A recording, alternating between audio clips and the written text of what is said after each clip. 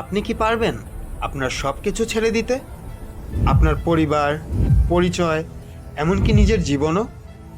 তাও একটা ধূমকেতুর পেছনে থাকা একটা মহাকাশযানে আরোহণ করার জন্য? শুনতে পাগলামি মনে হচ্ছে, তাই না?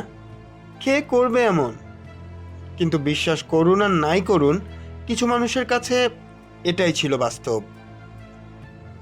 মার্চ 1997, ক্যালিফোর্নিয়ার রেঞ্চো সান্টা ফেতে একটা বিলাসবহুল বাড়ির ভেতর আলো নেভানো, পর্দা টানা।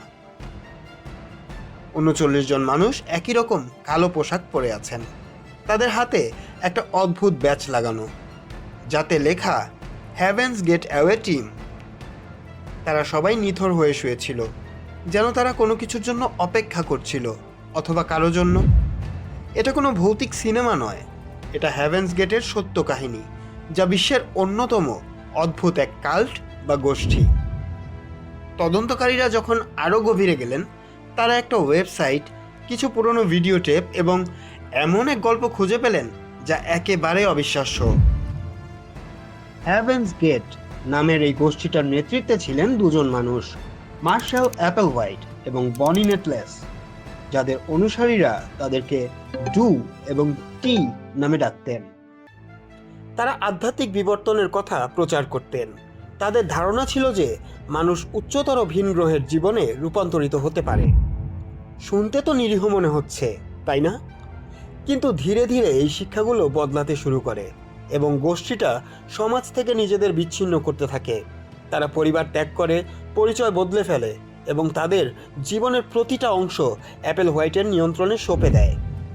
তাদের কাছে অ্যাপেলহোয়াইট শুধু একজন নেতা ছিলেন না, তিনি ছিলেন মহাবিশ্বের প্রবেশদ্বার। সদস্যরা বিশ্বাস করত যে পৃথিবী খুব শীঘ্রই রিসাইকেল হয়ে যাবে, অন্য কথায় সব কিছু ধ্বংস হয়ে যাবে।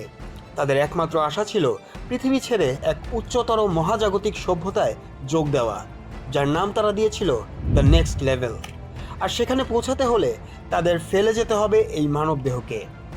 তারপর এলো সেই ধূমকেতু, যা তাদের জন্য সব কিছু বদলে দিল। 1997 সালে আকাশে দেখা দিল হেল বব ধূমকেতু। ইন্টারনেট তখনও নতুন, গুজব দ্রুত ছড়িয়ে পড়ল। একজন অপেশাদার জ্যোতির্বিজ্ঞানী দাবি করলেন, ধূমকেতুর লেজের পেছনে কিছু একটা আছে, মনে হয় কোনো মহাকাশযান। বেশিরভাগ মানুষের কাছে এটা ছিল স্রেফ গুজব, কিন্তু হেভেন্স গেটের কাছে এটাই ছিল সেই সংকেত।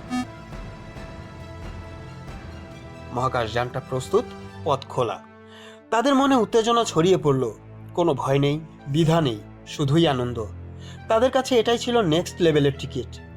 তারা তাদের বিদায়ের প্রস্তুতি নিচ্ছিল, প্রতিটা ধাপ ভালোভাবে পরিকল্পনা করলো। তারপর মার্চের শুরুর দিকের একদিনে তারা নিজেদের জীবন কেড়ে নেয়। তারা নিজেদের কয়েকটা দলে ভাগ করেছিল। এক দল যখন পৃথিবী থেকে বিদায় নেয়, পরবর্তী দল এসে তাদের দেহগুলো বেগুনি কাপড় দিয়ে ঢেকে দেয়। এভাবেই একে একে বাকিরা তাদের অনুসরণ করে। পুরো বিষয়টার মধ্যে ছিল আনুষ্ঠানিকতা আর সুনিপুণ পরিকল্পনা। শেষ দলটার দেহ ঢেকে দেওয়ার মতো কেউ বাকি ছিল না। তারা নিজেরাই নিজেদের অবস্থান গুছিয়ে নিয়েছিল। তারা জানতো এরপর তাদের কি করতে হবে। এই ঘটনা বিশ্বকে স্তব্ধ করে দিয়েছিল। এরপর এটা নিয়ে অনেক তথ্যচিত্র, বই এবং পডকাস্ট তৈরি হয়েছে। আজও হেভেন্স গেট ইতিহাসে অন্যতম সুশৃঙ্খল এবং রহস্যময় এক গণ আত্মহত্যা হিসেবে পরিচিত।